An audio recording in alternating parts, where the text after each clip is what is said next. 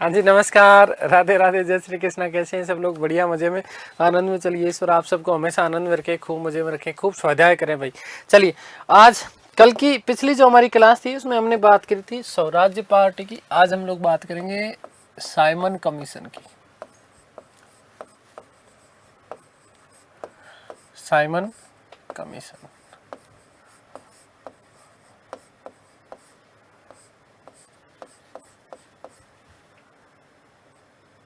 Simon commission.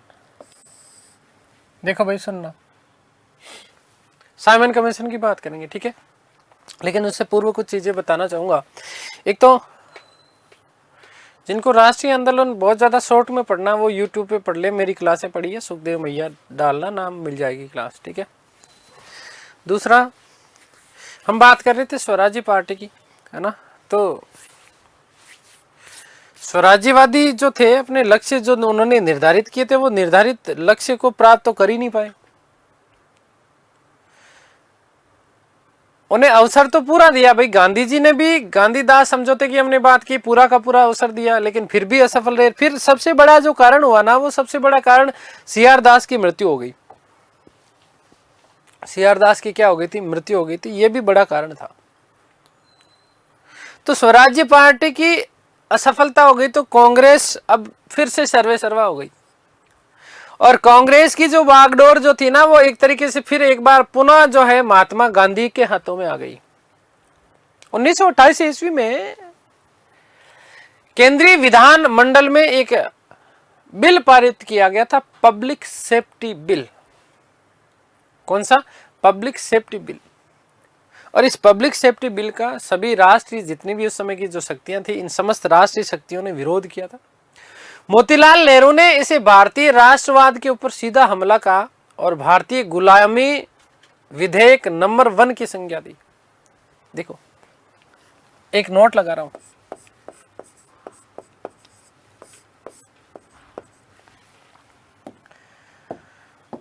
बहुत महत्वपूर्ण है, ध्यान रखना। 1928 ईस्वी,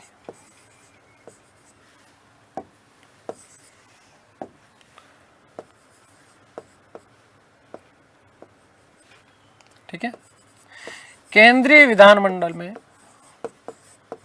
केंद्रीय विधानमंडल में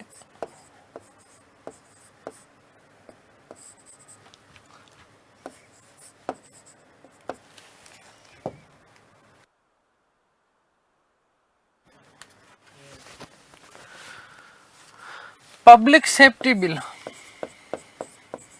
पब्लिक सेफ्टी बिल पारित किया गया।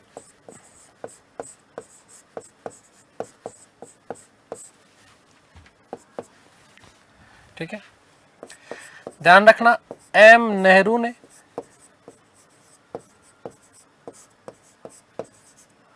इसे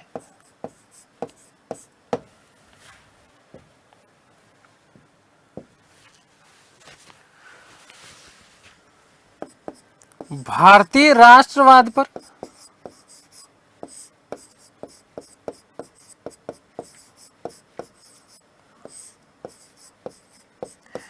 सीधा हमला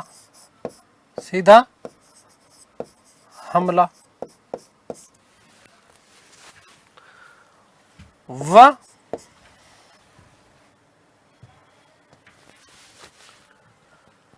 भारतीय गुलामी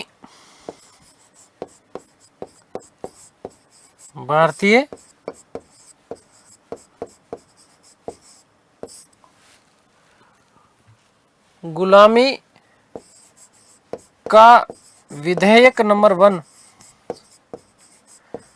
विधेयक नंबर 1, ठीक है ना, की संज्ञा दी।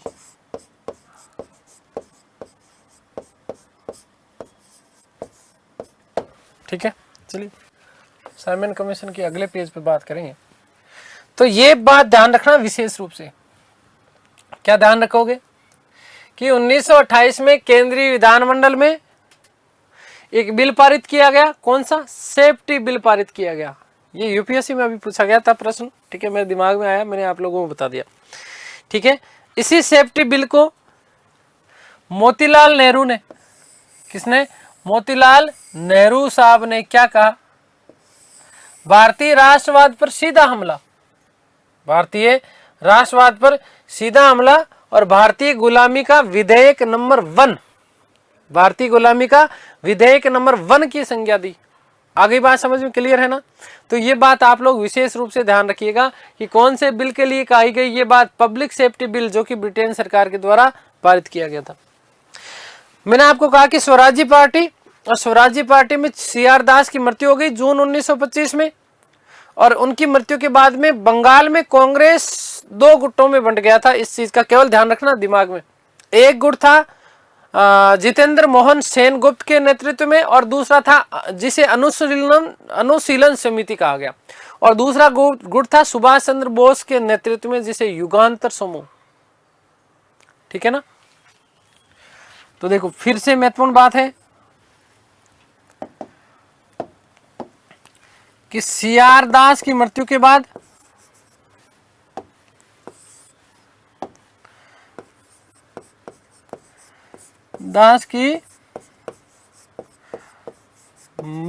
बाद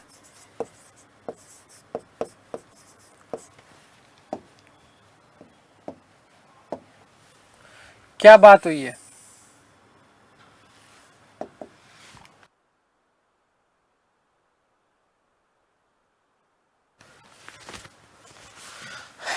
बंगाल में कांग्रेस 2 गुटों में विभाजित हो गई, 2 गुटों में विभाजित, ठीक है। ये 2 गुट कौन से थे,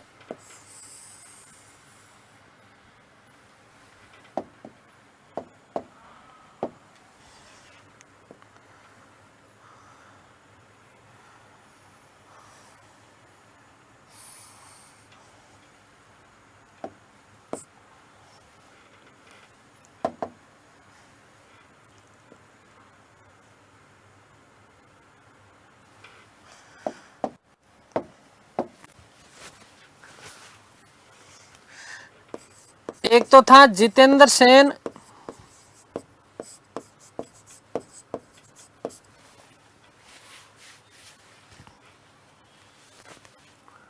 ठीक है, माफ करना, जितेंद्र मोहन सेन, ठीक है, जितेंद्र मोहन सेन, और दूसरा सुभाष चंद्र बोस,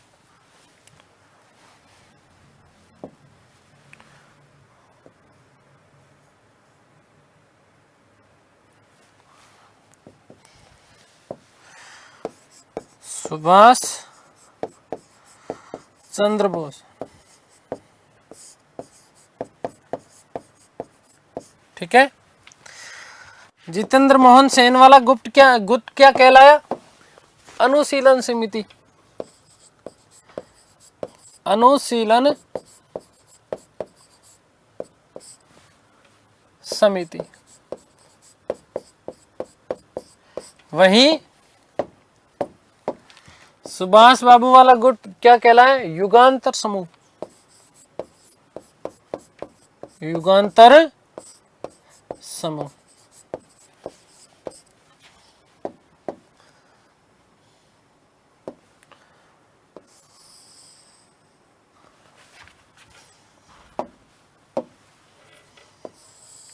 तो ये मोस्ट इंपोर्टेंट प्रश्न बनते हैं आपके, है ना, इन चीजों का ध्यान रखना विशेष रूप से।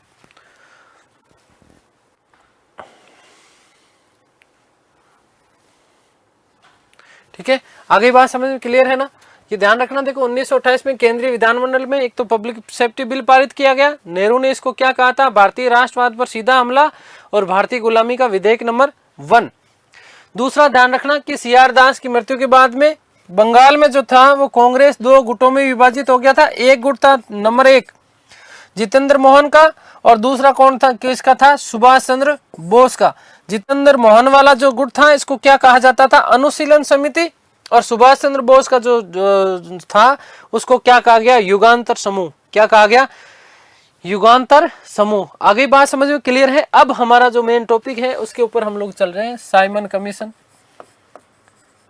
साइमन कमीशन क्या है, साइमन कमीशन। सुनो समझो, 1927-28 साइमन कमीशन 1927-28। सुनो देखो, 1919 को भारत सरकार, भारत शासन जो अधिनियम आया, इस अधिनियम में यह प्रावधान किया गया था कि प्रत्येक 10 वर्ष के बाद में एक संवैधानिक आयोग की नियुक्ति की जाएगी और वो इस बात की जांच करेगा कि जो ये 1919 का जो हमने अधिनियम जो लागू किया है, जिसमें प्रांतीय द्वैध शासन की बात कही गई थी, केंद्रीय और प्रांतीय विधान मंडलों में चुनावों की बात की गई थी, ये जो अधिनियम हमने जो लागू किया है ये कहां तक सफल हुआ है और भारत में क्या उत्तरदायी शासन की स्थापना की जा सकती है, ये प्रावधान किया गया था 1919 के अधिनियम में। कब, 1919 के अधिनियम में ये प्रावधान किया गया था। अब लेकिन क्या हुआ, अब देखो इसका मतलब ये हुआ कि 1919 वाला जो अधिनियम था, इस अधिनियम के द्वारा उनको ये लग रहा था कि भाई अगले 10 साल बाद में चेक करेंगे, तो इसका मतलब ये था कि साइमन कमीशन भारत में कब आना चाहिए था, 1929 में। 1929 में आ गई बात समझ में। लेकिन यहीं पर ध्यान देखना कि आयोग जो था, इस आयोग की नियुक्ति वस्तुतः प्रधानमंत्री थे जिनका नाम था बोल्डविन। इन बोल्डविन के नेतृत्व में, और उस समय वहां बोल्डविन जो थे वो कंजर्वेटिव सरकार के थे। इस कंजर्वेटिव सरकार के प्रधानमंत्री बोल्डविन ने एक काम किया कि जो आयोग 1929 में आना चाहिए था, इस आयोग को समय से पूर्व 2 वर्ष पूर्व ही जो है इसकी क्या कर दी, घोषणा कर दी। क्योंकि उनको ऐसी आशंका लग रही थी कि 1928 में जो चुनाव जो होगा उसमें लेबर पार्टी जीतेगी और वो यदि लेबर पार्टी जीत गई तो भारत समर्थक सदस्यों का वैधानिक आयोग नियुक्त कर सकती है, जो कि भारत का समर्थित लोग होंगे। उनको इस प्रकार कंजर्वेटिव पार्टी को इस तरीके का डर था कि अगले चुनाव में हम लोग नहीं जीतेंगे और अगले चुनाव में चूंकि लेबर पार्टी जीतेगी तो लेबर पार्टी भारत समर्थक था। लेबर पार्टी क्या थी, भारत समर्थक थी। इसलिए ध्यान रखना कि इसीलिए बॉल्डविन के नेतृत्व में इस आयोग का गठन 2 वर्ष पूर्व ही कर दिया गया। ठीक है, आगे बात समझ में। देखो गठन कब,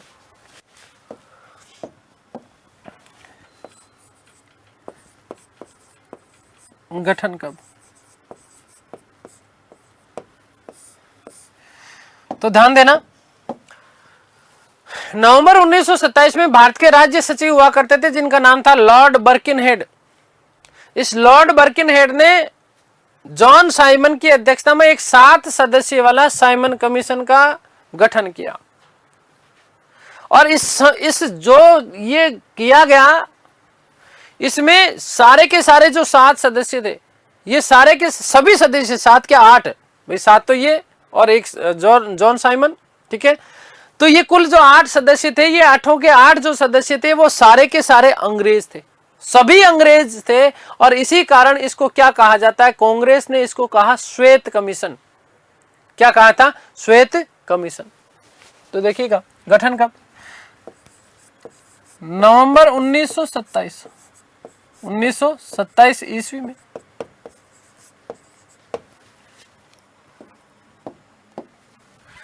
किसके द्वारा,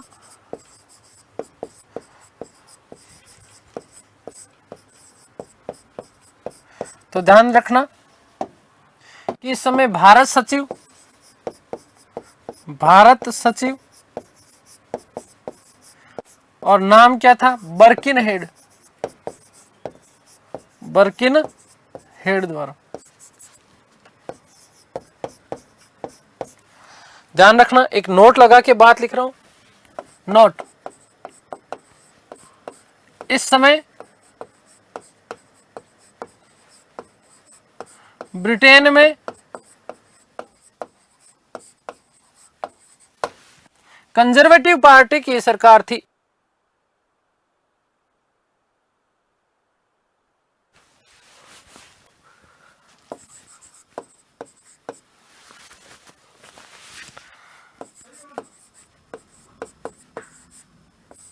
कंजर्वेटिव सरकार, कंजर्वेटिव पार्टी की सरकार थी। कंजर्वेटिव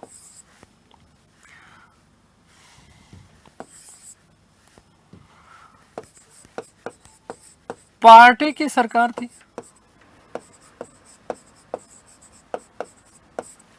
और इस कंजर्वेटिव पार्टी के उस समय जो प्रधानमंत्री थे, ध्यान रखना, प्रधानमंत्री थे बॉल्डविन।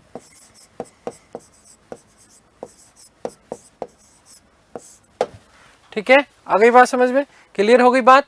तो ये ध्यान रखना दोनों चीजें, ये दोनों प्रश्न आपसे पूछे जा सकते हैं बेटा, ध्यान रखना कि साइमन कमीशन 1927-28, 1927-1928, ठीक है। वस्तुतः गठन कब होना था?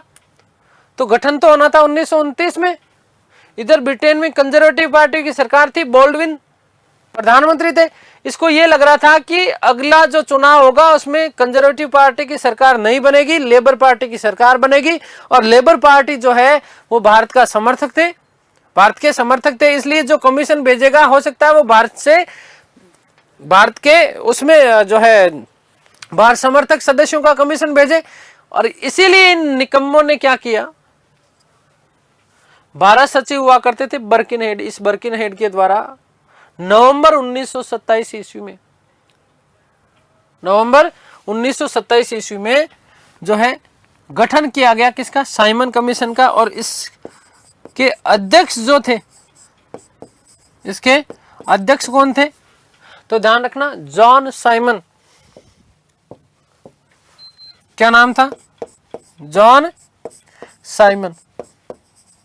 आगे बात समझ, ध्यान रखना कि कुल 8 सदस्य थे, कुल 8 सदस्य। आयोग में कुल कितने सदस्य थे? 8 सदस्य थे। तो अन्य 7 सदस्य कौन कौन से थे?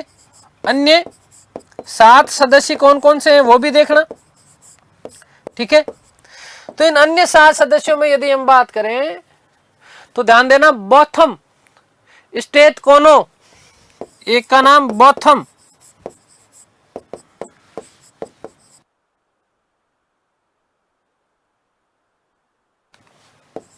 स्टेट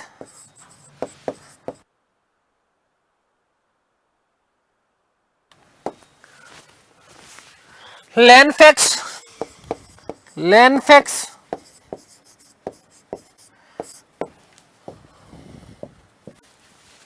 केडगन,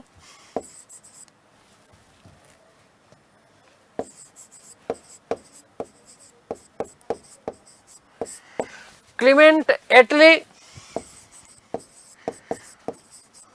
क्लीमेंट एटली और बर्नेट हार्ट, वे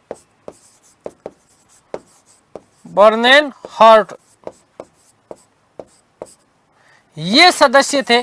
तो कुल मिलाकर के कितने सदस्य हो गए? 8 सदस्य हो गए। क्या हो गए? 8 सदस्य हो गए। ध्यान देना, मोस्ट इंपोर्टेंट बात बनती है। क्या बात बनती है? कि कांग्रेस ने इसको क्या उपाधि दी? सभी सदस्य अंग्रेज थे, ठीक है। सभी सदस्य क्या थे? अंग्रेज थे, इसलिए कांग्रेस ने इसको श्वेत कमीशन कहा। इसी समय ध्यान देना, किसके सुझाव पर एक भी भारतीय सदस्य को शामिल नहीं किया गया? तो ध्यान देना, लॉर्ड इरविन के सुझाव पर किसी भी भारतीय सदस्य को शामिल नहीं किया गया। लॉर्ड इरविन के सुझाव पर किसी भी भारतीय सदस्य को इसमें शामिल नहीं किया गया। समस्त सारे 8 के 8 जो लोग थे वो अंग्रेज थे, इसलिए उसने कांग्रेस ने इसको श्वेत कमीशन की संज्ञा दी। समस्त सभी सदस्य अंग्रेज होने के कारण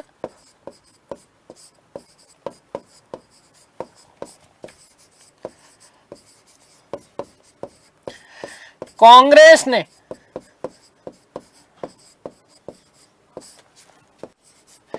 इसे श्वेत कमीशन की संज्ञा दी।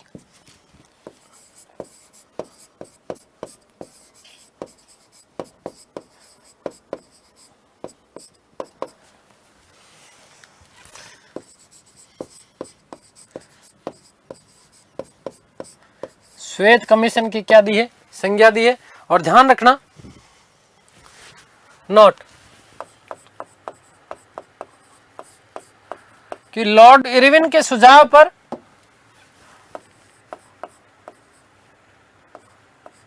लॉर्ड इरविन के सुझाव पर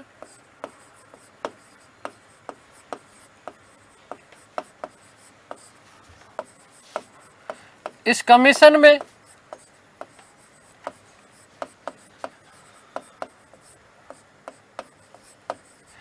एक भी भारतीय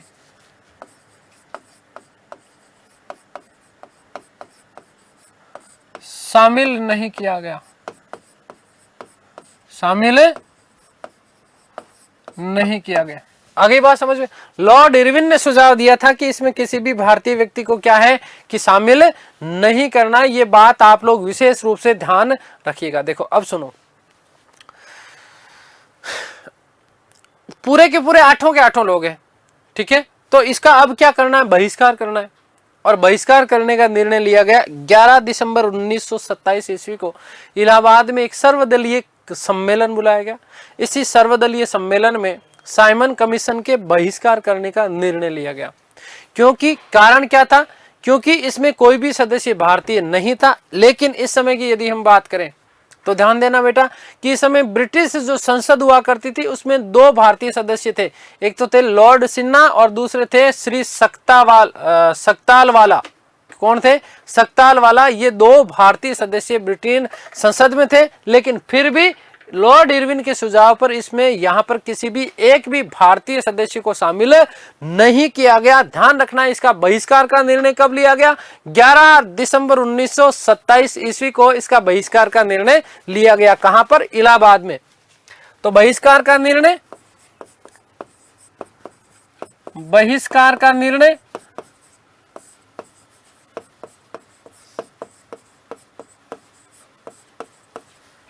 कब लिया गया, 11 दिसंबर 1927 ईस्वी को। 11 दिसंबर 1927 ईस्वी को इलाहाबाद में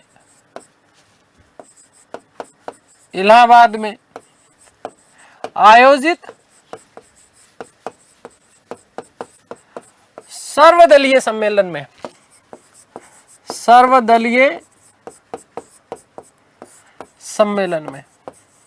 कारण क्या था आप लोगों को पता, समझ में आ गया ना। क्योंकि इसमें कोई भी सदस्य भारतीय नहीं था। हालांकि ध्यान देना कि उस समय ब्रिटेन संसद में 2 सदस्य हुआ करते थे। कौन कौन से, लॉर्ड सिन्हा, याद रखना, और श्री सक्तालवाला। क्या था, सक्तालवाला। नोट लगा के रखा हूं, नोट कि इस समय ब्रिटेन संसद में, इस समय ब्रिटेन संसद में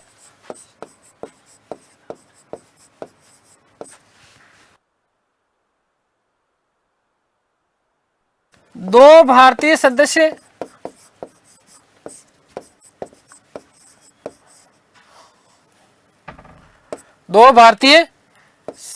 ध्यान रखना।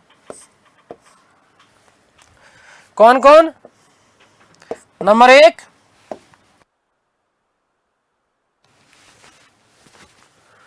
लॉर्ड सिन्हा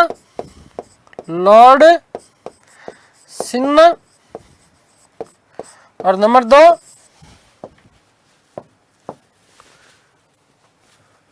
श्री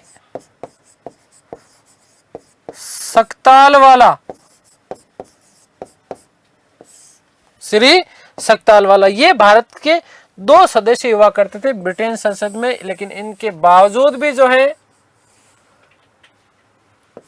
इसमें किसी भी भारतीय सदस्य को शामिल नहीं किया गया था। ध्यान रखना, ठीक है।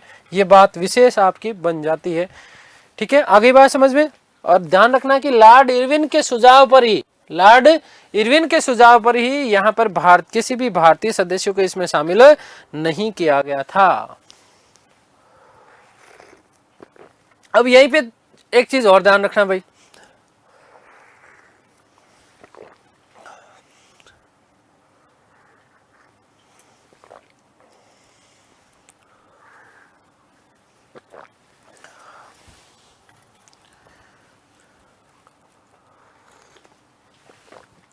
एक तो दिसंबर 1927 में मुस्लिम लीग का दिल्ली में अधिवेशन हुआ और इस अधिवेशन में जिन्ना ने 4 प्रस्ताव पारित किए थे, जिसे दिल्ली प्रस्ताव बोला जाता है। और ये 4 जो प्रस्ताव रखे थे, इन समस्त चारों प्रस्तावों को वो भारत के संविधान के भावी मसौदे में शामिल करना चाह रहे थे। कांग्रेस ने दिसंबर 1927 के मद्रास अधिवेशन में दिल्ली प्रस्तावों को क्या कर लिया था, स्वीकार कर लिया था और साथ ही साथ साइमन कमीशन के बहिष्कार का प्रस्ताव पारित किया गया। ध्यान रखना इस बात का, ठीक है ना। तो इससे साइमन कमीशन का जो बिल जो आया था, इसके बहिष्कार को सबसे अधिक जो है मत मिला था। केवल इसको जो है दिमाग में ही इस चीज का ध्यान रखना, ठीक है। आगे बात समझ में।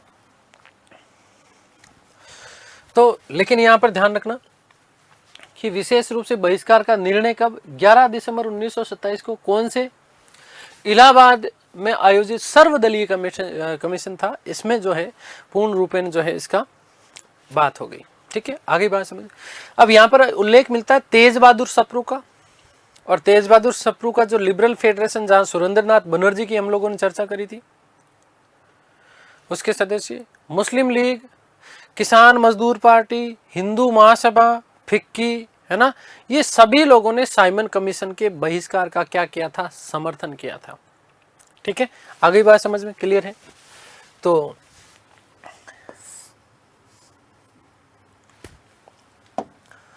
बहिष्कार के समर्थक कौन कौन थे? बहिष्कार के समर्थक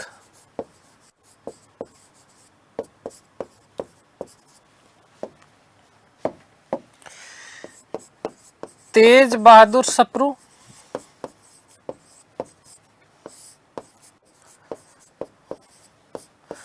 ध्यान रखना लिबरल फेडरेशन, लिबरल फेडरेशन,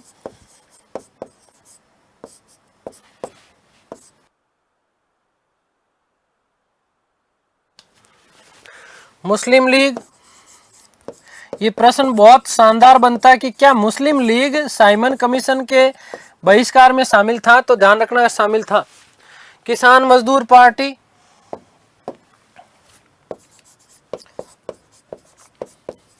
किसान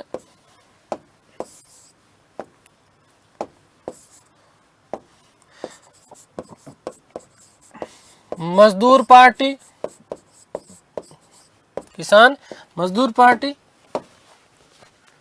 हिंदू महासभा, हिंदू महासभा वे फिक्की,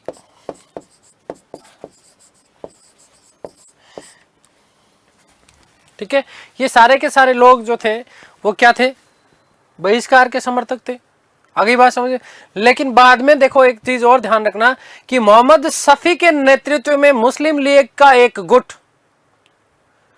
मोस्ट इंपॉर्टेंट बनता है कि मुस्लिम लीग यहां पर शामिल है कि नहीं है। अब मुस्लिम लीग में इस समय 2 लोग विशेष रूप से थे, जिन्ना और शफी, ठीक है। तो शफी के नेतृत्व में मुस्लिम लीग का एक गुट जो था वो साइमन कमीशन का क्या बन गया? समर्थक बन गया था। वही यदि हम बात करें तो मद्रास की जस्टिस पार्टी और पंजाब की यूनियनिस्ट पार्टी, पंजाब की यूनियनिस्ट पार्टी ने भी इस आयोग का क्या किया था? समर्थन किया था। तो आयोग के समर्थक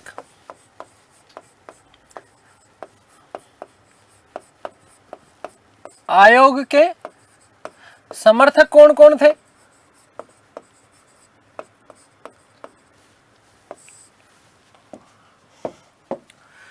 तो मोहम्मद शफी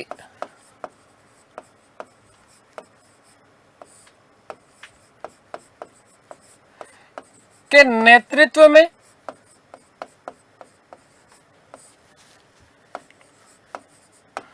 मुस्लिम लीग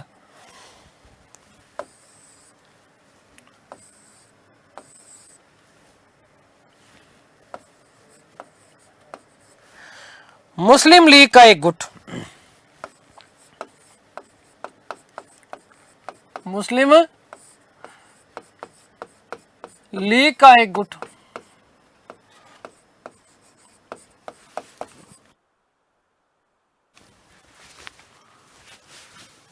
वहीं नंबर 2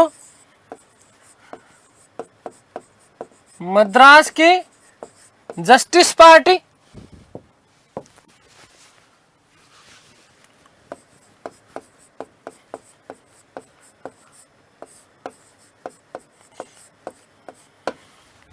नंबर 3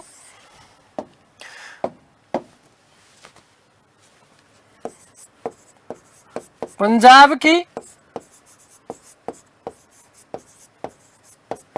यूनियनिस्ट पार्टी।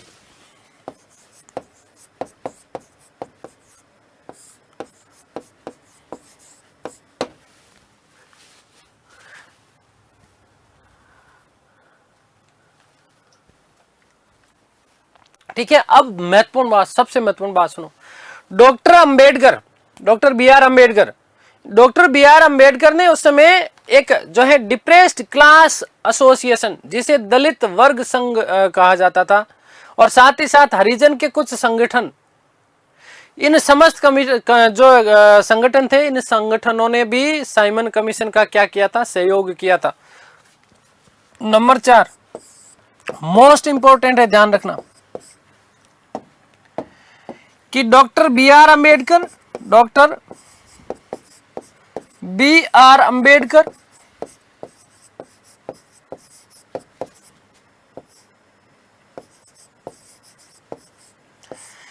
के नेतृत्व में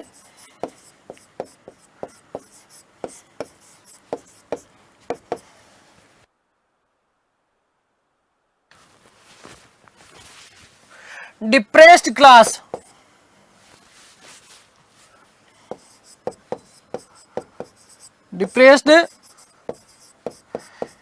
क्लास एसोसिएशन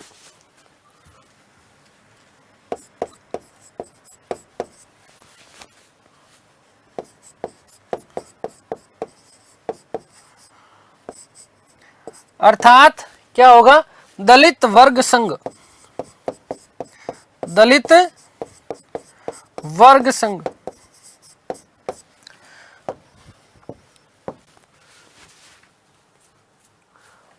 वे हरिजनों के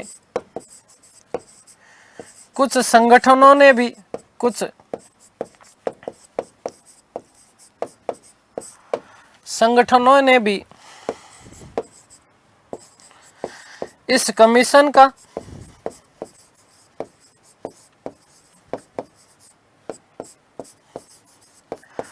सहयोग वे समर्थन किया।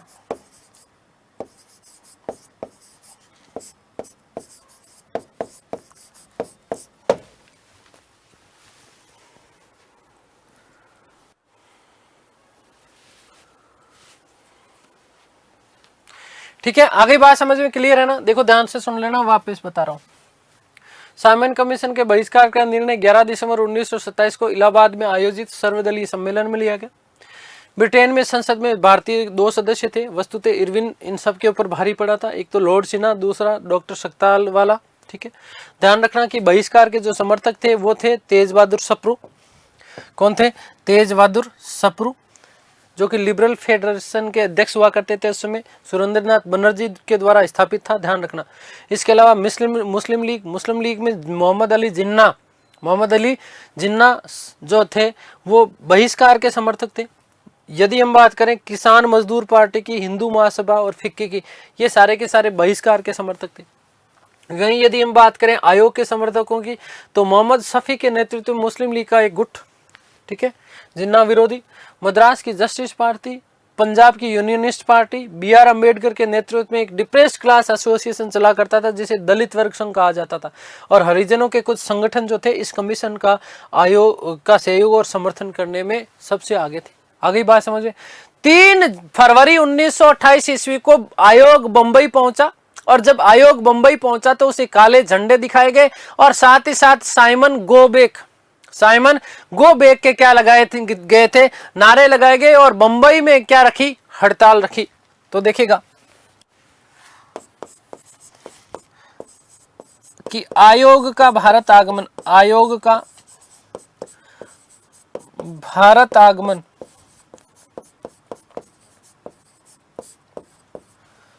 आयोग का भारत आगमन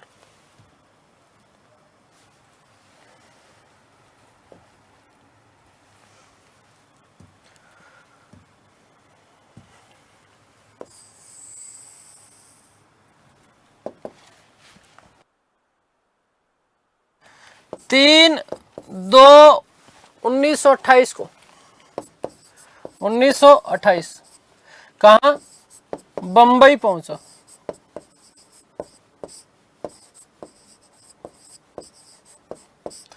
तो विरोध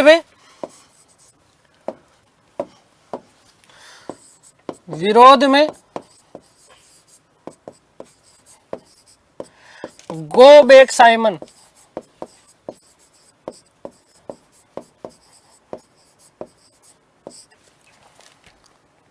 के नारे लगाए, काले झंडे दिखाए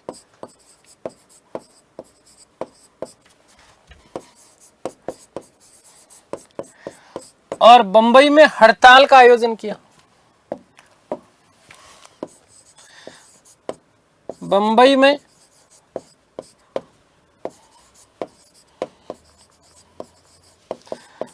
हड़ताल का आयोजन किया।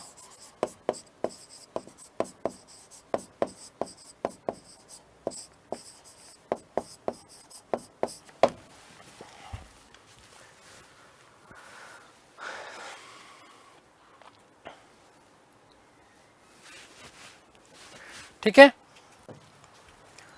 ध्यान दीजिएगा कि पूरे देश भर में एक तरीके से साइमन कमीशन का क्या हो रहा है, विरोध हो रहा है। लखनऊ में खलीकुज्जमा, मद्रास में टी प्रकाशम, ये आयोग हुआ बना हुआ करते थे, इन्होंने क्या किया था, इसका विरोध किया। वहीं लखनऊ में जवाहरलाल नेहरू जी और गोविंद वल्लभ पंत को आयोग का विरोध करते हुए लाठियां खानी पड़ी। लाहौर में लाला लाजपत राय ने इस आयोग का जो है विरोध किया और इसके नेतृत्व में लाहौर में क्या किया, बहुत बड़ी भीड़ इकट्ठा करी। अब जब भीड़ इकट्ठा करी तो पुलिस ने क्या किया था, पुलिस ने लाठीचार्ज किया। लाला जी के ऊपर क्रूर तरीके से लाठियों से उनको पीटा गया, बहुत बुरी तरीके से, बेरहमी के साथ, और बहुत बुरी तरीके से क्या हो गए, लाला जी घायल हो गए। जिस समय भारत माता के इस वीर सपूत के शरीर के ऊपर लाठियां पड़ रही थी, लाठियां पड़ते वक्त गांधी जी ने माफ कीजिएगा, लाला जी ने बात कही थी, लाला लाजपत राय ने कहा था कि मेरे ऊपर जो लाठियों के प्रहार किए गए हैं, मेरे ऊपर जो लाठियों के प्रहार किए गए हैं, वही एक दिन ब्रिटिश साम्राज्य के ताबूत में आखिरी कील साबित होंगे, आखिरी कील साबित होंगे। ध्यान रखना इस चीज का। तो लाला जी का क्या हो जाता है, देहांत हो जाता है। एक चीज और ध्यान रखिएगा कि साइमन कमीशन वस्तुतः भारत में 2 बार आया था, फरवरी मार्च 1928 और अक्टूबर 1928,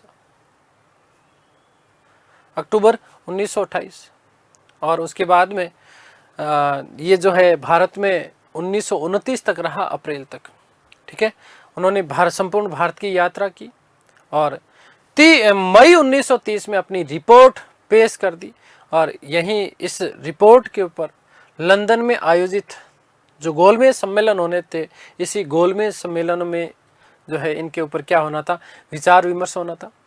साइमन कमीशनों में वस्तुतः प्रांतों में उत्तरदायी शासन करने और साथ ही साथ बर्मा को भारत से पृथक करने जैसी महत्वपूर्ण सिफारिशें लागू की गई थी। तो ये सारी की सारी बातें अभी हम लोग करेंगे। तो देखिएगा कि लखनऊ में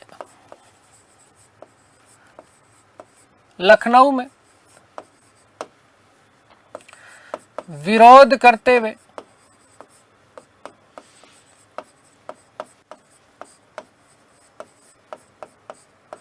जवाहरलाल नेहरू,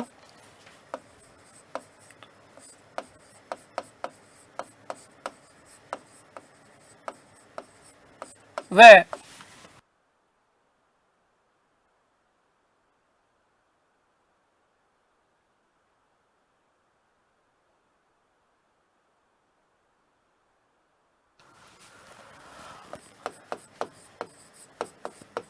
गोविंद वल्लभ पंत को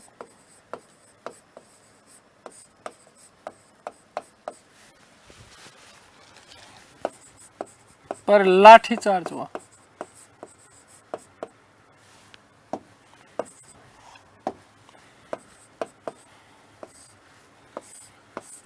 ठीक है।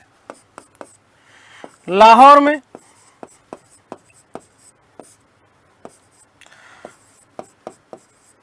लाला लाजपत राय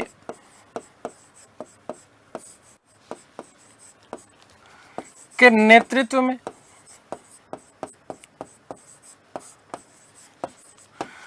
विरोध हुआ।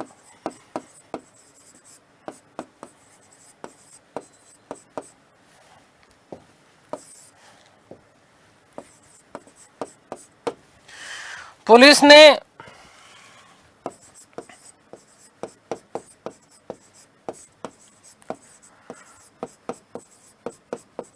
लालाजी पर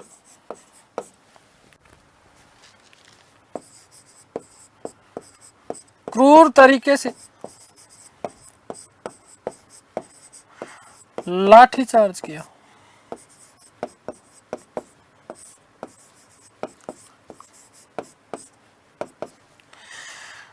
लालाजी ने क्या कहा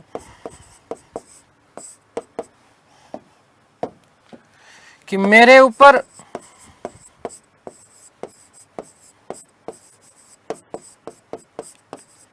किए जा रहे लाठी का प्रत्येक वार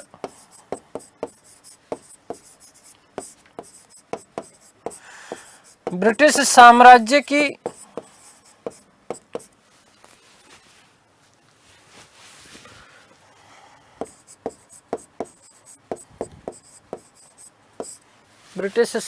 के ताबूत में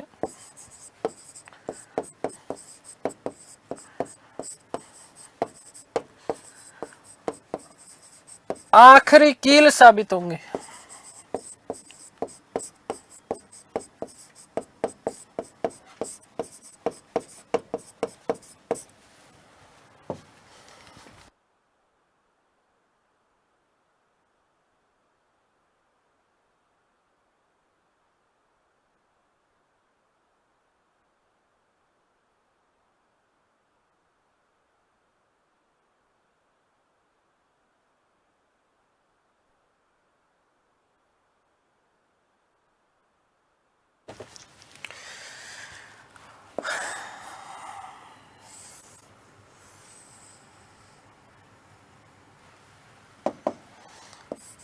सत्रह 11/1928 ईस्वी को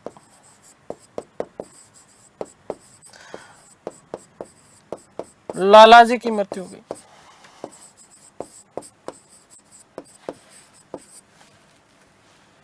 लालाजी की क्या हो गई थी? मृत्यु हो गई।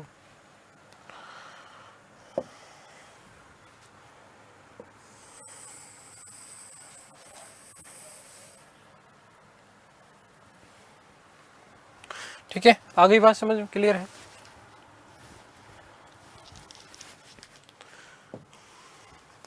ध्यान देना कि साइमन कमीशन नोट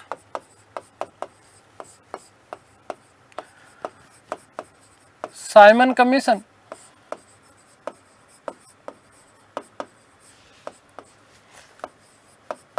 दो बार भारत आया।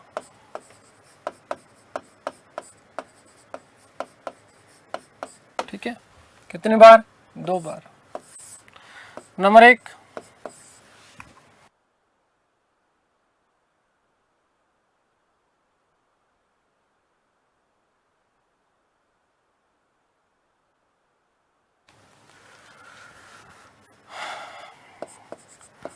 फरवरी मार्च 1928।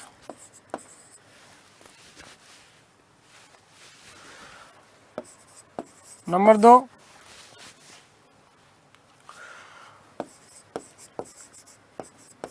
अक्टूबर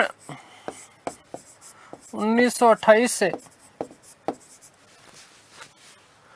अप्रैल 1929, अप्रैल 1929 1929।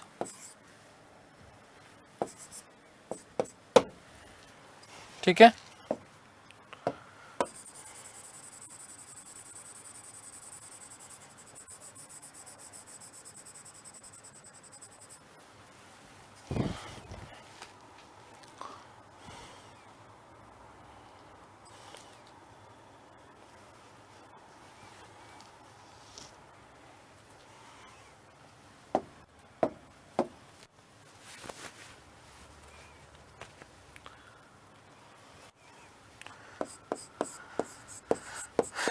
साइमन कमीशन ने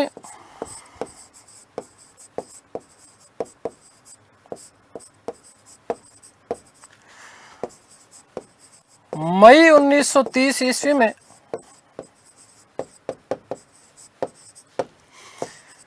अपनी रिपोर्ट प्रस्तुत की।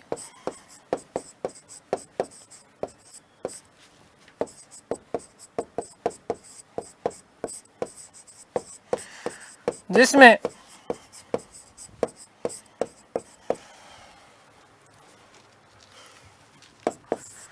प्रांतों में दोहरा शासन समाप्त करके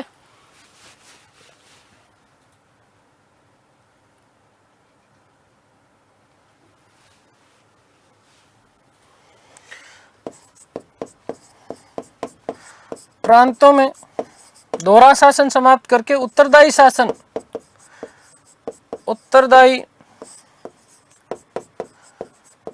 शासन स्थापित करने की बात कही गई।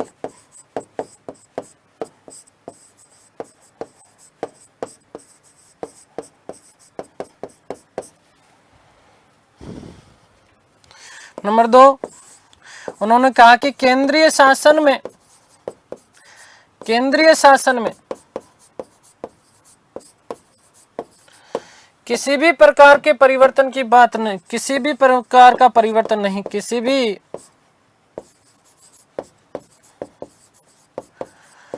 प्रकार का परिवर्तन नहीं।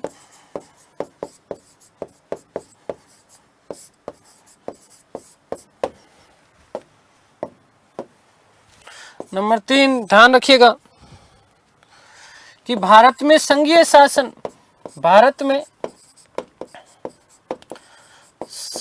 शासन की स्थापना की जाए।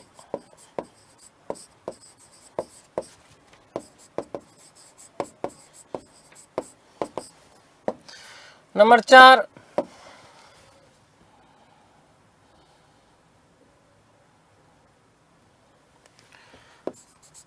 कि अल्पसंख्यकों के हितों की सुरक्षा हेतु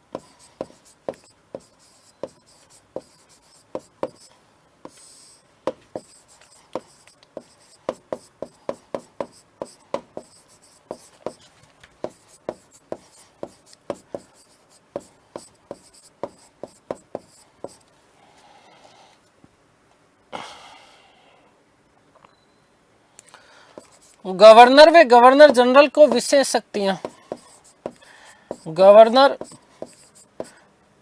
व जीजी वायसराय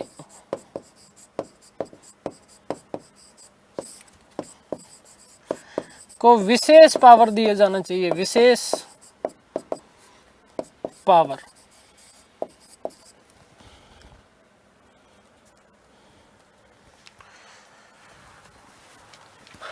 अखिल भारतीय संघ के विचारों को नहीं माना जाए। अखिल भारतीय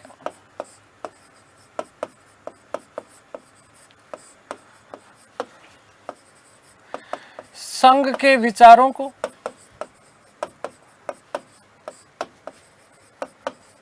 नहीं माना जाए।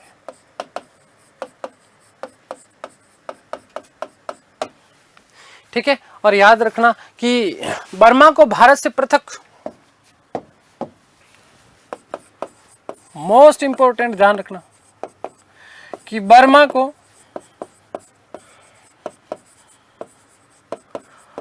भारत से पृथक करने की बात।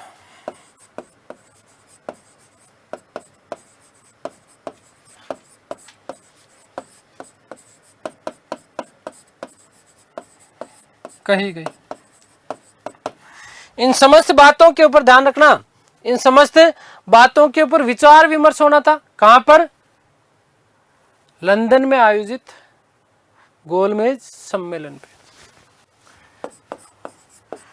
इन समस्त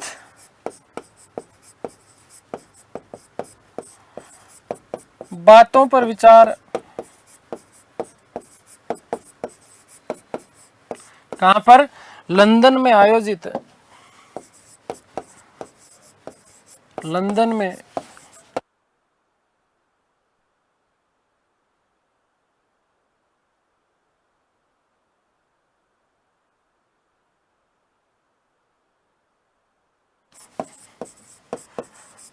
गोलमेज सम्मेलन में।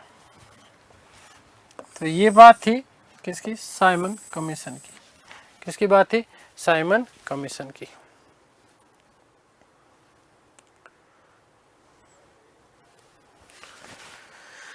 ठीक है, आगे बात समझ में क्लियर है? तो अब बड़ी गड़बड़ वाली बात हो गई। साइमन कमीशन ने तो ये सारी की सारी बातें रख दी, भारतीय लोग इसको मानने के लिए राजी नहीं है, इसको मानने के लिए राजी नहीं है। अब राजी नहीं है तो फिर क्या? नेहरू रिपोर्ट 1928। क्या चीज? नेहरू रिपोर्ट 1928।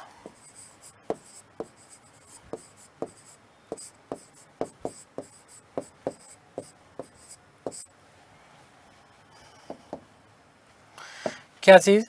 नेहरू रिपोर्ट। और नेहरू रिपोर्ट कब आई? 1928, 1928।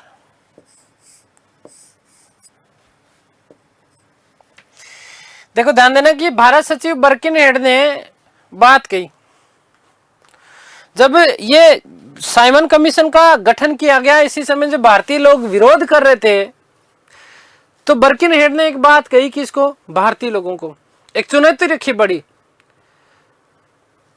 कि तुम फालतू की बकवास कर रहे हो, फालतू की तुम क्या कर रहे हो? बकवास कर रहे हो। एक काम करो, हमने तुम्हारे लिए एक तो कमीशन बिठाया है, तुम्हें उत्तरदायी शासन देना चाह रहे हैं, तुम्हारे लिए कार्य कर रहे हैं, तुम इसका ही विरोध कर रहे हो, काले झंडे दिखा रहे हो। तो एक काम करो ना, क्योंकि वो जानते थे कि भारतीय लोग कभी भी किसी भी चीज के ऊपर एक मत होंगे नहीं। तो एक नया पासा फेंका गया बर्किनहेड के द्वारा। उसने कहा कि एक बात सुनो, तुम बकवास मत करो, एक बात सुनो मेरी, कि एक ऐसा संविधान बनाओ, और ऐसा संविधान बनाओ जो कि सभी भारतीयों को मान्य हो। सभी भारतीयों को क्या हो? मान्य हो।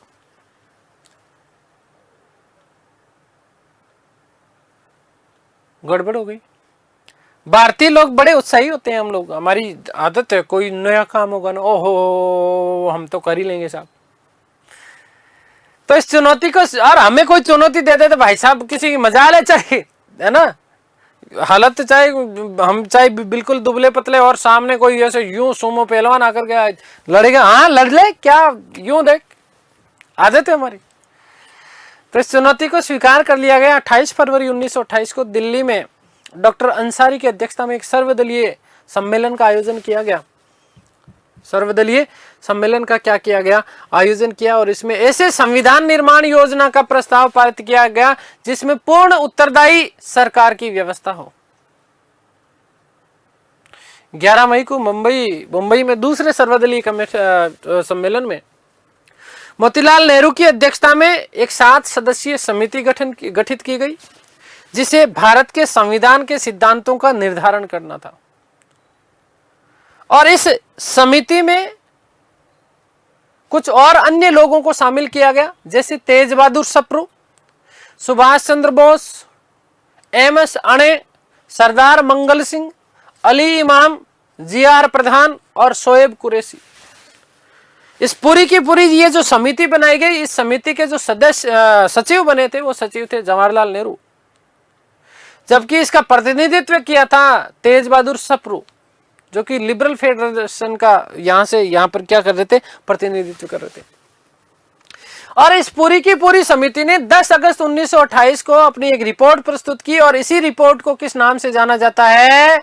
नेहरू रिपोर्ट के नाम से जाना जाता है। किस नाम से जाना जाता है? नेहरू रिपोर्ट के नाम से जाना जाता है। और इसमें उन्होंने कुछ सिफारिशें की। कौन कौन सी सिफारिशें की, क्या क्या बात सिफारिशें की, उसके बारे में बात करेंगे। देखिएगा, ध्यान देना। क्या कि साइमन कमीशन के बहिष्कार के समय, साइमन कमीशन के बहिष्कार के समय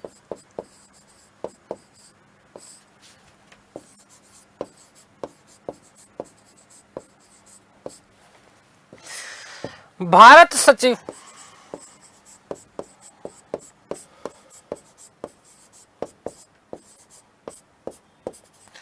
बर्किनहेड ने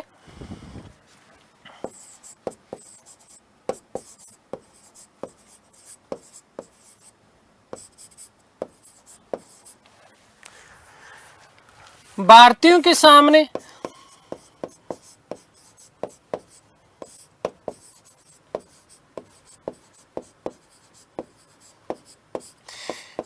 एक चुनौती प्रस्तुत की।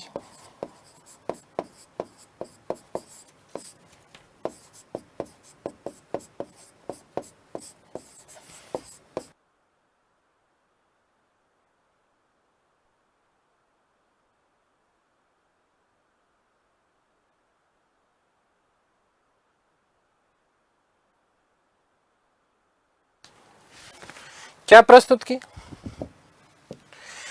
कि वे एक ऐसे संविधान का निर्माण करें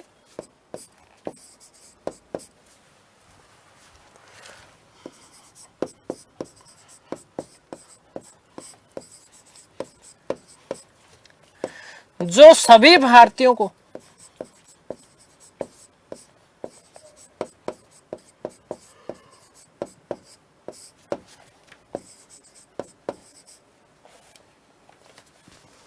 मान्य हो।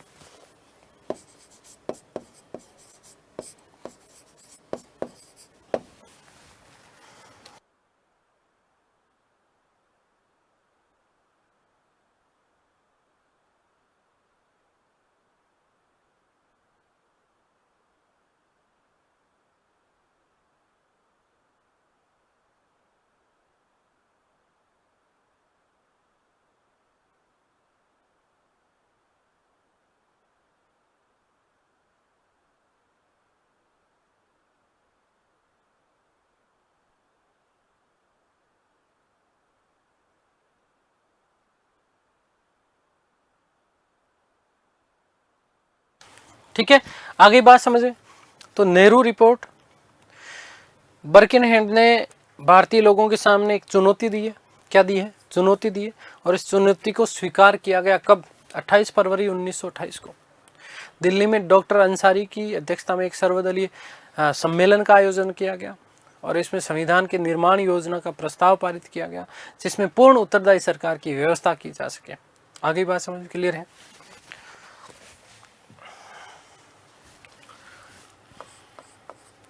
तो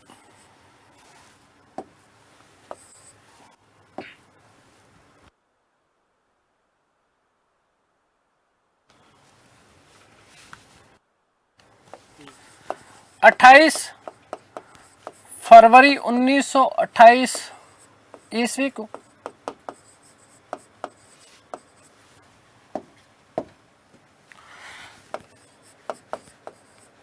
दिल्ली में आयोजित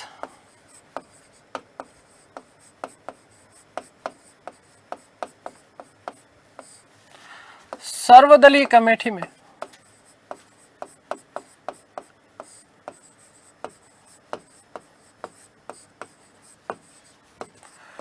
चुनौती स्वीकारी।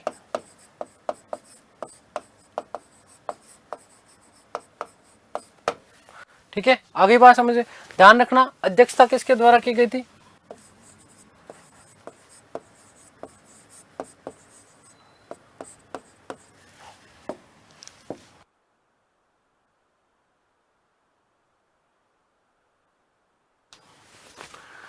डॉक्टर अंसारी। डॉक्टर अंसारी द्वारा।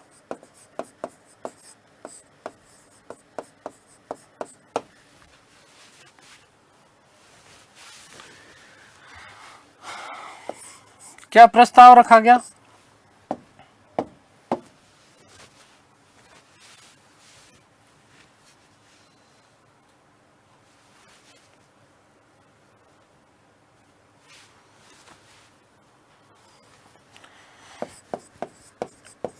ऐसे संविधान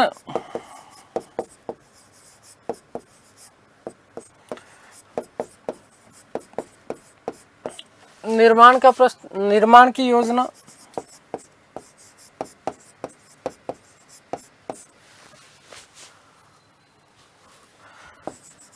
का प्रस्ताव रखा गया,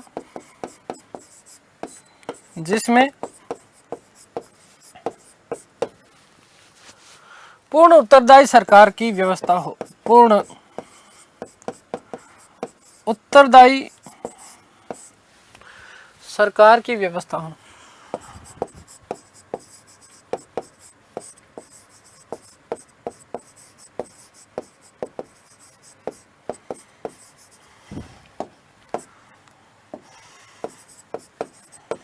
ठीक है, ध्यान देना।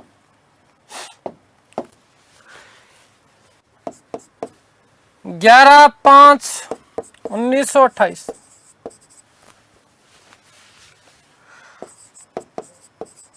बंबई,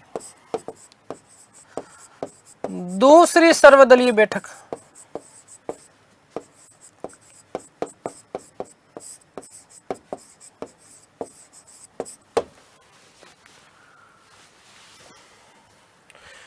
मोस्ट इंपॉर्टेंट बनता है, ये ध्यान रखना कि इसमें क्या चीज,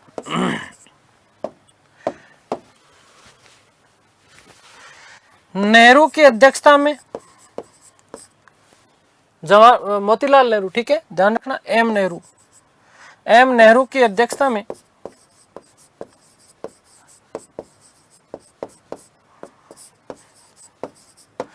सात सदस्यीय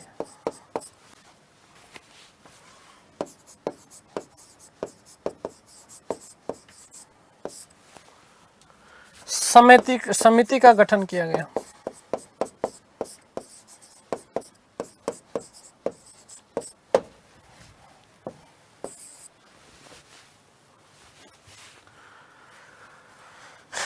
जिसे संविधान निर्माण के सिद्धांतों का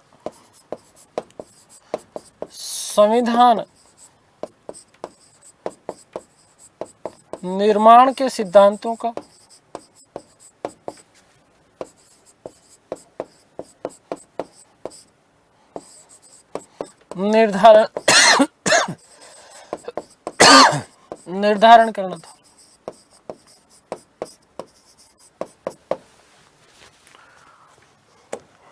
ध्यान रखना, इसमें अन्य सदस्य कौन से थे?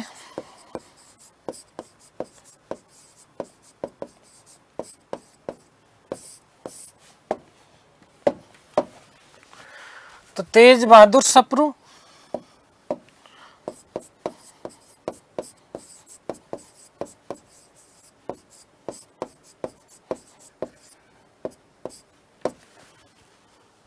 सुभाष चंद्र बोस,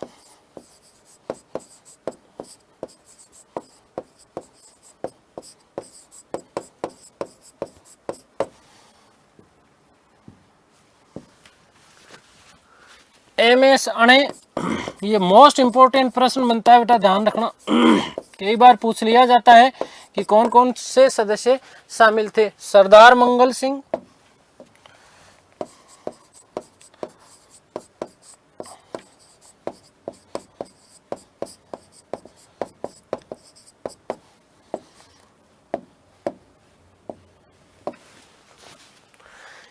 अली इमाम,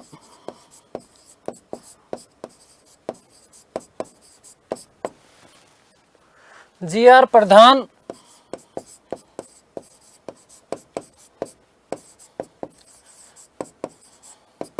और शोएब कुरैशी।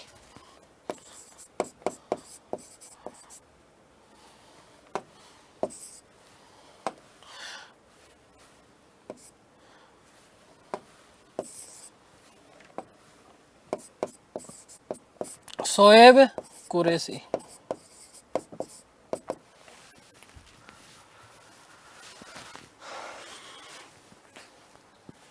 ठीक है, ध्यान देना। क्या बात कही गई कि ऐसे संविधान के निर्माण का योजना जिसमें पूर्ण उत्तरदायी सरकार की क्या की जानी चाहिए, व्यवस्था की जानी चाहिए। 11/5/1928 को बंबई में दूसरी सर्वदलीय बैठक हुई।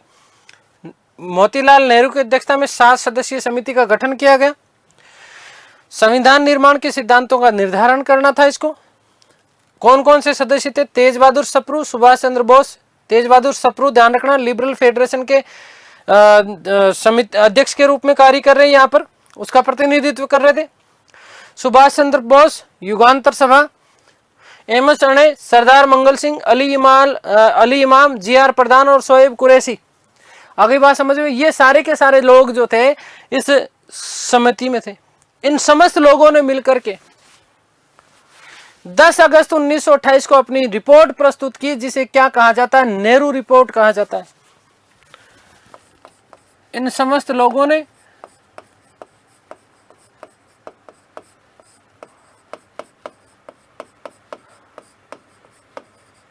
मिलकर 10 अगस्त 1928 को 10/8/1928 ईस्वी को एक रिपोर्ट प्रस्तुत की।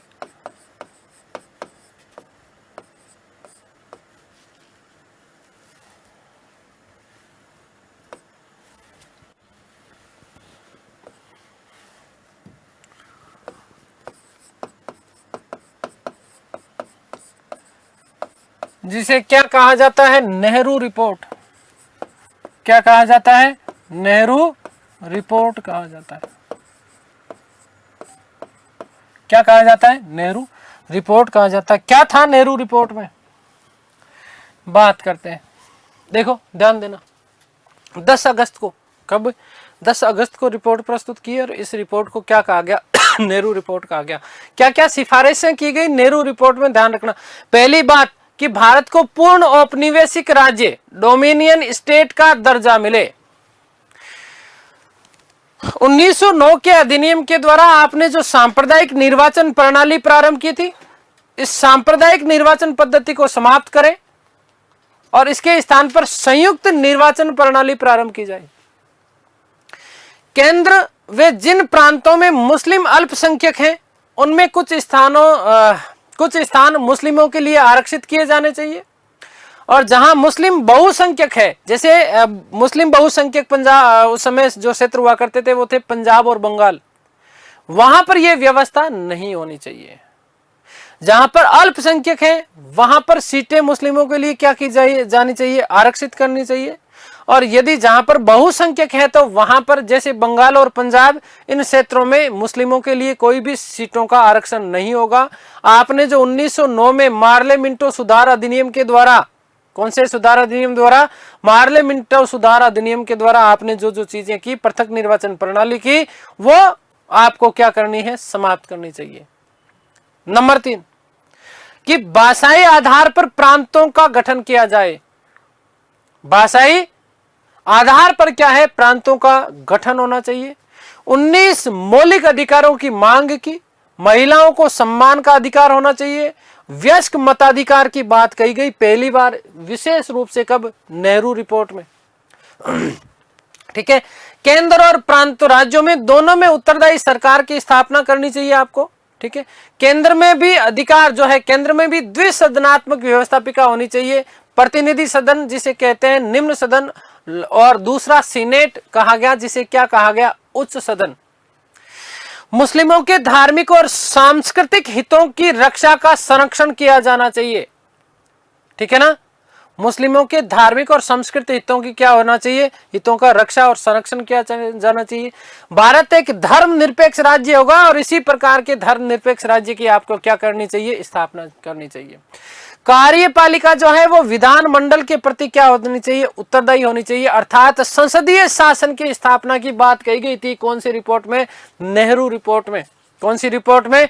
नेहरू रिपोर्ट में। आगे यदि हम लोग बात करते हैं और क्या क्या बातें की गई नेहरू रिपोर्ट में, तो ध्यान देना, देखिएगा, सिंध और बंबई को पृथक प्रांत बनाया जाना चाहिए। सिंध और बंबई को पृथक प्रांत बनाना चाहिए। उत्तरी पश्चिमी सीमा प्रांत को पूर्ण प्रांत बना दिया जाना चाहिए। उत्तरी पश्चिमी सीमा प्रांत को क्या है? पूर्ण प्रांत आपको बना दिया जाना चाहिए। साथ ही साथ अगली उन्होंने क्या बात कही कि केंद्र और प्रांत में संघीय आधार पर शक्तियों का विभाजन किया जाना चाहिए। अवशिष्ट जो शक्तियां हैं उन अवशिष्ट शक्तियों को केंद्र में रखा जाना चाहिए। देशी राज्यों को उत्तरदायी शासन की स्थापना के बाद ही भारत संघ में शामिल किया जाना चाहिए। देशी राज्यों में उत्तरदायी शासन की स्थापना की जानी चाहिए और उसके बाद उसको क्या है? भारत संघ में क्या करना चाहिए? शामिल करना चाहिए। ये बात कही गई कहां पर? नेहरू रिपोर्ट में। ठीक है, भारत में एक प्रतिरक्षा समिति भी होनी चाहिए। उच्चतम न्यायालय तथा लोक सेवा आयोग की स्थापना की जानी चाहिए। मोस्ट इंपोर्टेंट प्रश्न बनता है कि लोक सेवा आयोग की स्थापना की सिफारिश कौन सी कमेटी के द्वारा की गई थी? तो नेहरू कमेटी के द्वारा की गई थी। ठीक है, ध्यान रखना कि नेहरू रिपोर्ट में कई बड़े मौलिक अधिकार बिना किसी बड़े परिवर्तन के साथ भारतीय संविधान में विद्यमान थे, जो उन्होंने ये बात कही। ठीक है, अगस्त 1928 में लखनऊ में डॉक्टर अंसारी की अध्यक्षता में सर्वदलीय सम्मेलन में नेहरू रिपोर्ट के ऊपर विचार किया गया और इस नेहरू रिपोर्ट को क्या कर लिया गया था? स्वीकार कर लिया गया था। क्या क्या कर लिया गया था? स्वीकार कर लिया गया था। तो इस बात की आप लोग विशेष रूप से क्या रखेंगे? ध्यान रखेंगे। ठीक है, बात हो गई क्लियर? चलिए,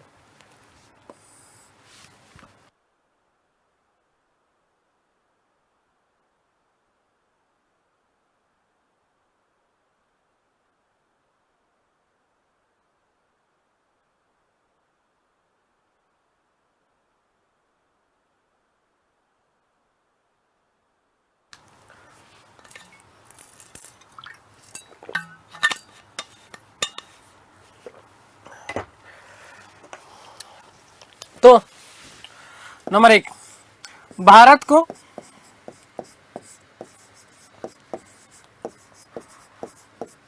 पूर्ण औपनिवेशिक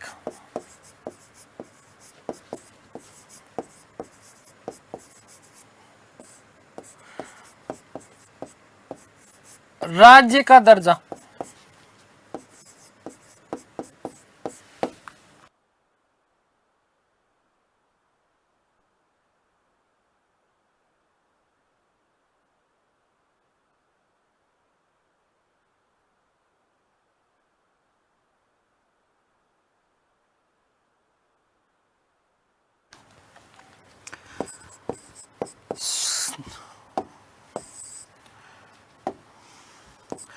उन्नीस सौ 9 ईस्वी में लागू की गई।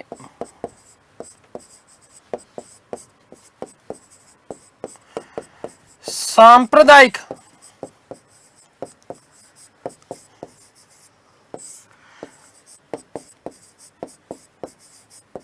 निर्वाचन पद्धति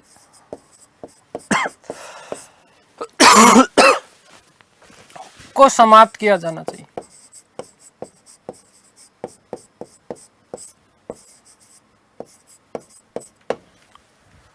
ठीक है, यहां पर ध्यान रखना कि और क्या क्या प्रावधान, कि संयुक्त निर्वाचन पद्धति प्रारंभ की जानी चाहिए।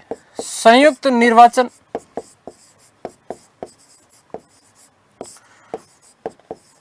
प्रणाली लागू की जाए लागू की जाए।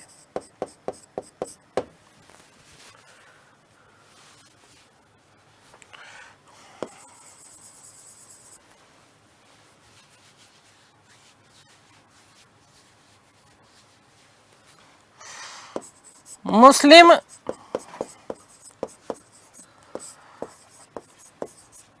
अल्पसंख्यक क्षेत्रों में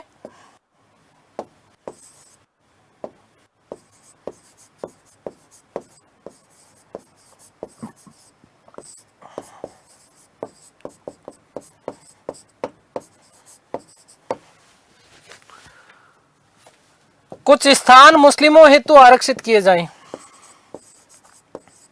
कुछ स्थान या सीटें आरक्षित की जाए।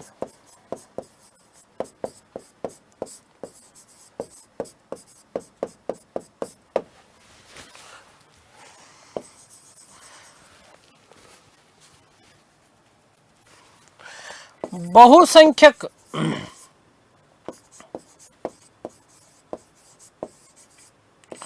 मुस्लिम क्षेत्र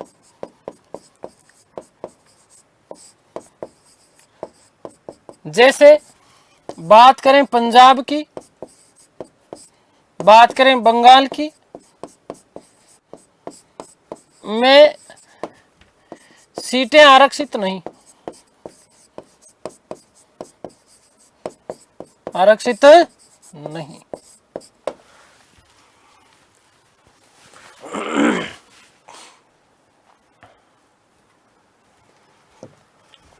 मोस्ट इंपॉर्टेंट बात ध्यान रखना,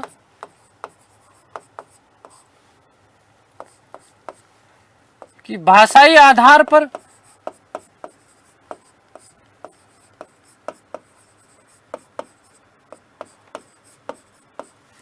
प्रांतों का गठन किया जाना चाहिए।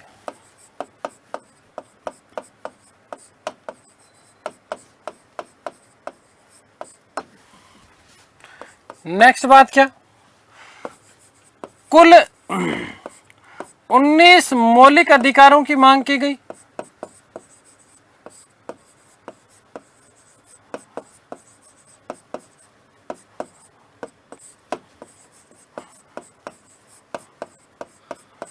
जिनमें महिला सम्मान,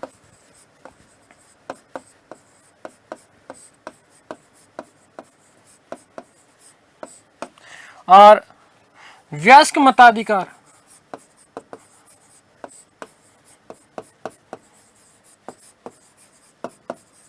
वयस्क मताधिकार की बात कही गई।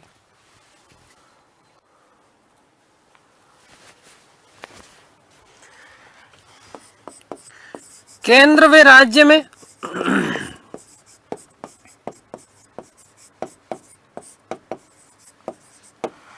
उत्तरदायी शासन की स्थापना, उत्तरदायी शासन की स्थापना।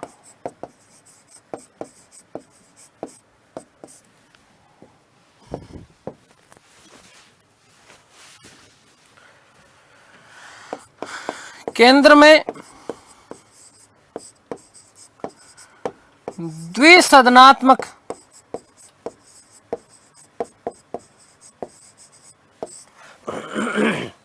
व्यवस्थापिका,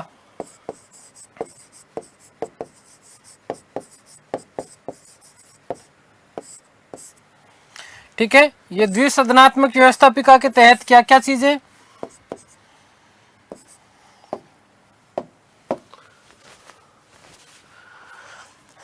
निम्न सदन, जिसे क्या कहा गया, प्रतिनिधि सदन,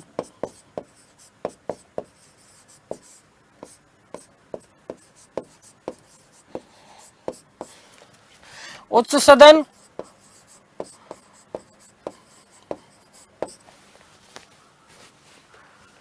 जिसे क्या कहा गया, सीनेट,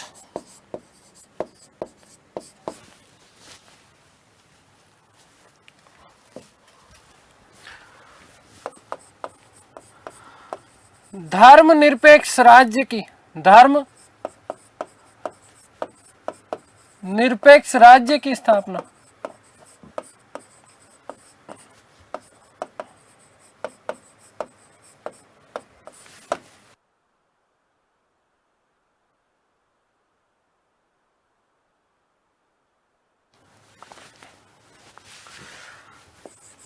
ध्यान रखना इसमें एक बात और, कि स्टार बना के बात लिख रहा हूं, कि कार्यपालिका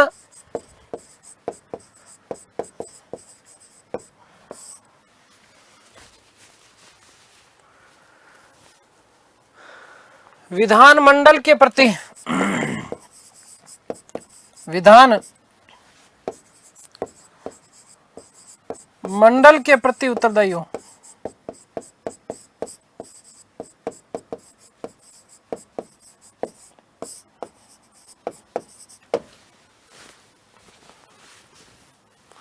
अर्थात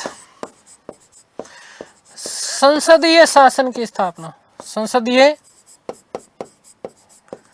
शासन की स्थापना।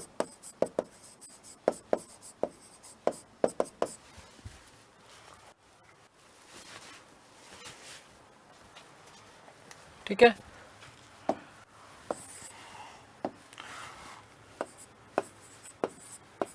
मुस्लिमों के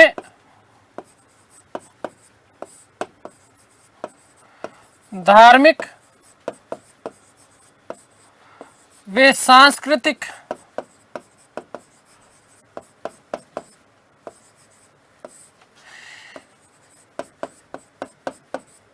हितों का संरक्षण हो।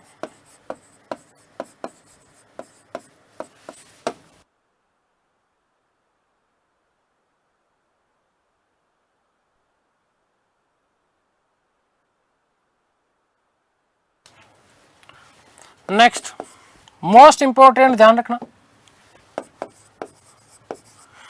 सिंध को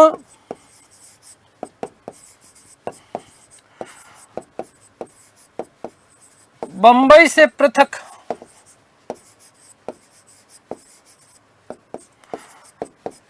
प्रांत बनाया जाए।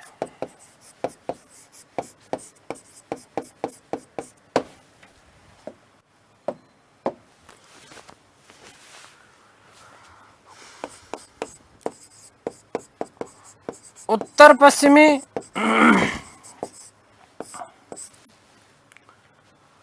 सीमा प्रांत को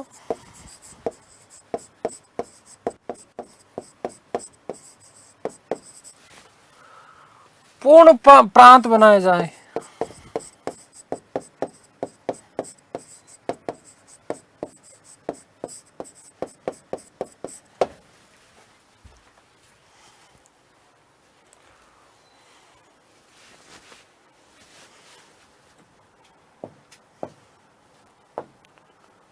एक चीज और यहीं पे लिख देता हूं कि केंद्र व प्रांतों में, केंद्र व प्रांतों में शक्तियों का विभाजन हो।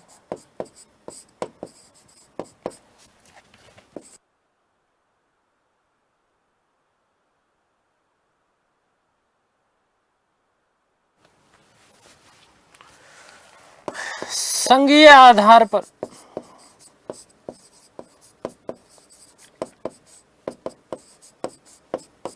और ध्यान रखना कि अवशिष्ट शक्तियां जो है, अवशिष्ट शक्तियां केंद्र को, किसको? केंद्र को।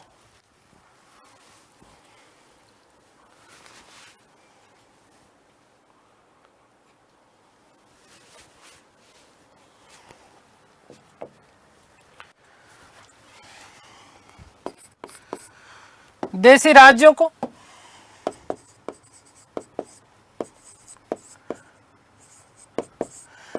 देशी राज्यों को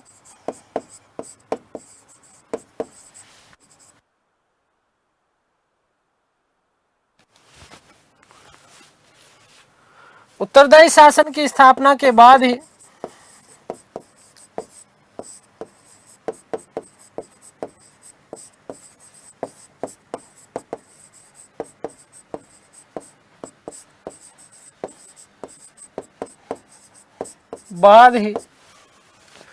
भारत संघ में शामिल किया जाए।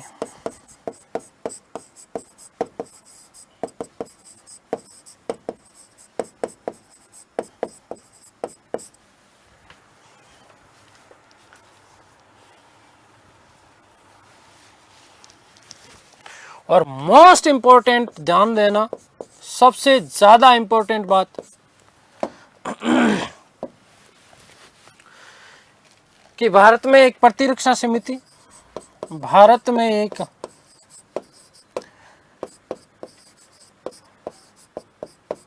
प्रतिरक्षा समिति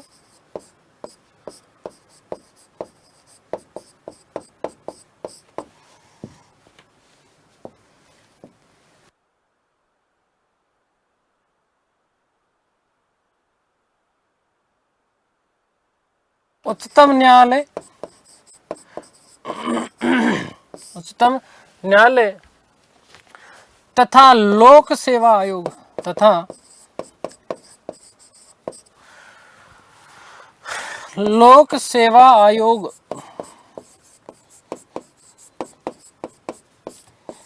की स्थापना की जाए।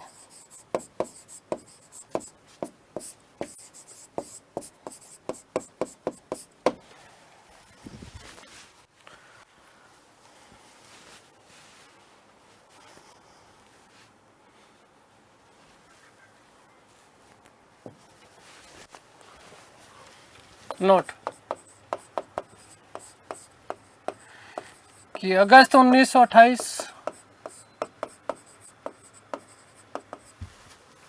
लखनऊ में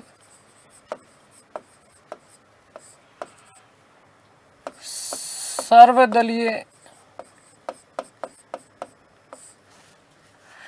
सम्मेलन जिसकी अध्यक्षता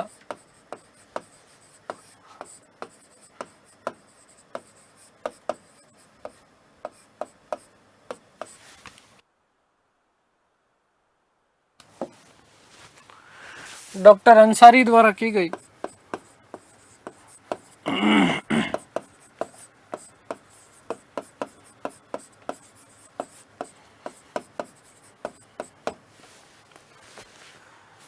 नेहरू रिपोर्ट पर विचार हुआ।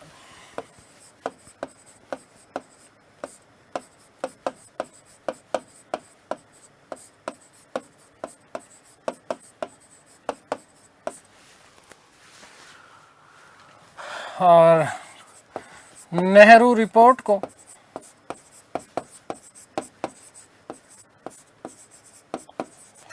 स्वीकार कर लिया गया।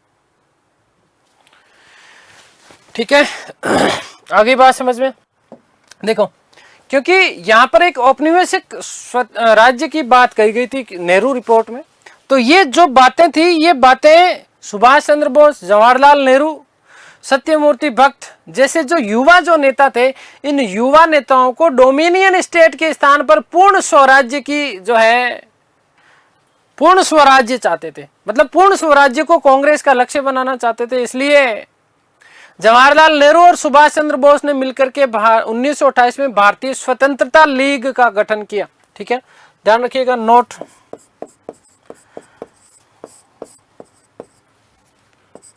कि सुभाष चंद्र बोस,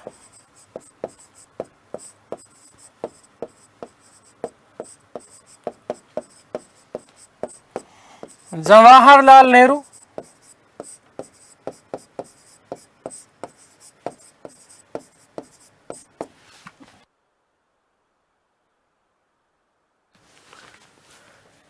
वे सत्यमूर्ति भक्त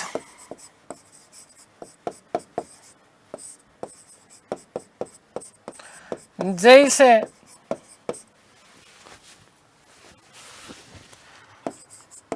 युवा डोमिनियन स्टेट की जगह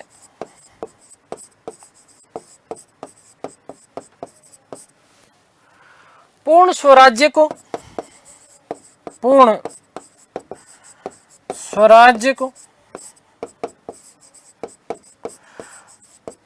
कांग्रेस का लक्ष्य बनाना चाहते थे।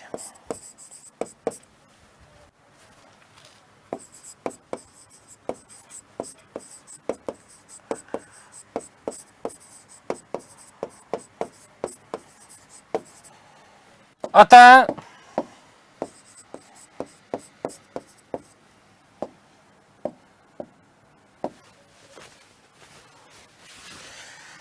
जवाहरलाल नेहरू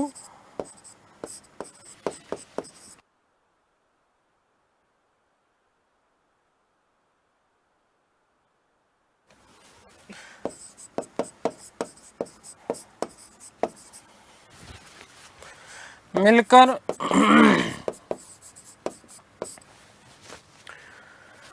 1928 में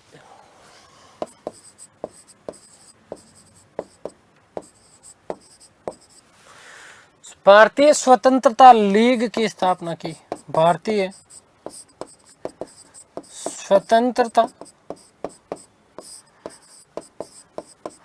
लीग की स्थापना की।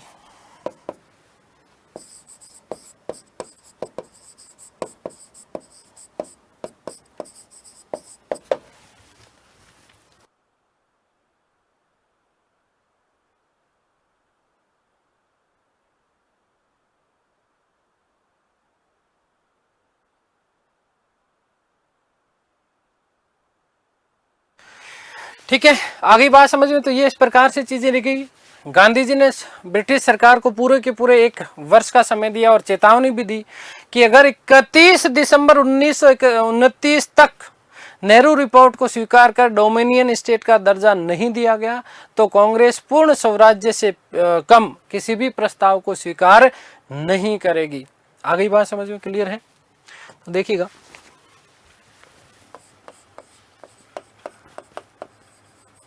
कि गांधी ने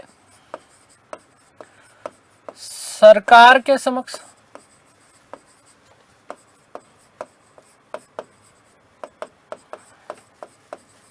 एक साल का समय दिया, या सरकार को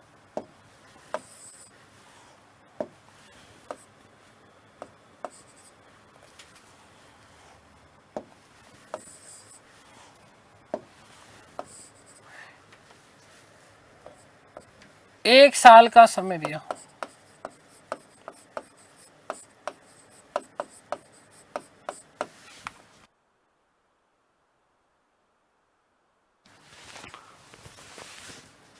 और चेतावनी दी कि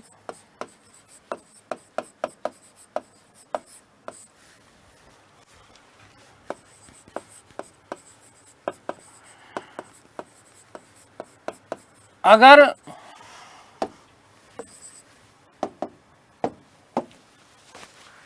31/12/1929 ईस्वी तक नेहरू रिपोर्ट को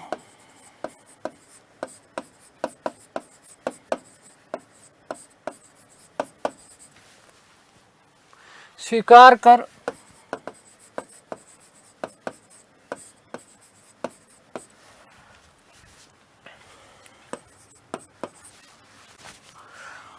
डोमिनियन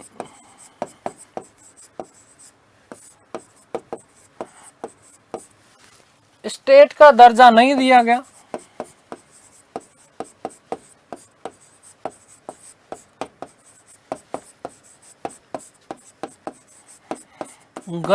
तो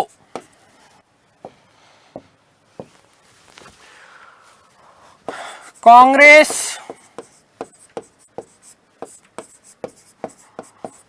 पूर्ण स्वराज्य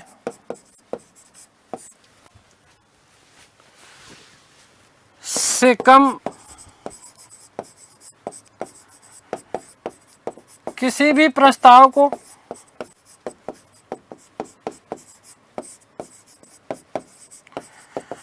स्वीकार नहीं करेगी।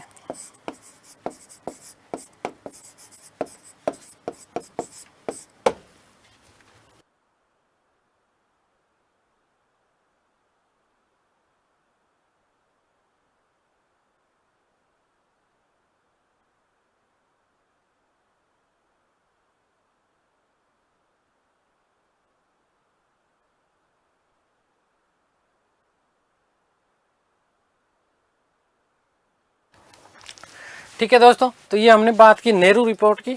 अगली कक्षा में हम लोग बात करेंगे विशेष रूप से गोलमेज सम्मेलन। थोड़ा सा हम बात करेंगे मुस्लिम लीग की क्या प्रतिक्रिया रही इस नेहरू रिपोर्ट के ऊपर। तो ये सारी की सारी चर्चाएं हम लोग करेंगे हमारी अगली क्लास में। तब तक के लिए सभी को धन्यवाद, नमस्कार, थैंक यू सो मच।